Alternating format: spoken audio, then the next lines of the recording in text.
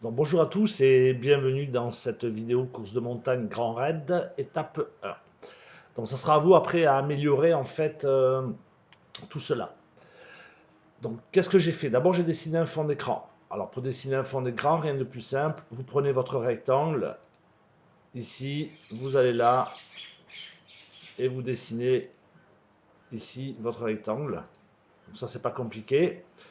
Ensuite pour dessiner la verdure, ben, vous prenez des cercles, ici, et vous dessinez en fait des cercles comme ceci. Alors je ne vais pas le refaire, mais ça sera à vous de le faire. Bon, on améliore un peu, voilà. Ensuite, pour dessiner les montagnes, on se sert des lignes. Donc on va se servir des lignes, comme ça, par exemple. J'en fais juste un exemple. Et après, on remplira avec la couleur de notre choix, qui est ici. Voilà. Donc maintenant, je vais désélectionner. Donc ça sera à vous, en fait. Voilà. Ça sera à vous de dessiner le fond d'écran. Donc, après, j'ai dessiné un sprite A. Donc, comment j'ai fait pour dessiner un sprite A? Nouveau lutin, dessiner.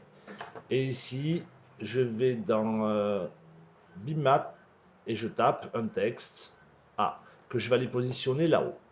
Pareil pour le B. Après, on mettra des sprites C, D, E, F, G, H. Donc, le but, ça sera d'aller au bout de la course. Donc, nous allons un petit peu voir. Alors, je vais enlever ceci. Voilà. Nous allons un petit peu voir le script là-dessus. Donc d'abord, je me suis mis sur le premier costume et je m'oriente à 90 degrés, histoire que le bonhomme soit droit.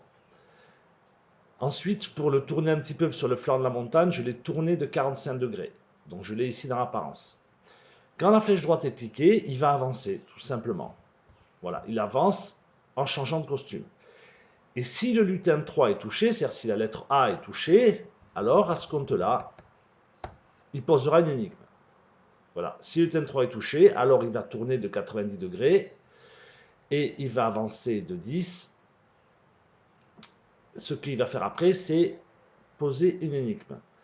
Ça veut dire ici, demander combien font x plus x. Si par exemple je mets 3x, eh bien il n'avancera pas. Impossible. Si je mets 2x,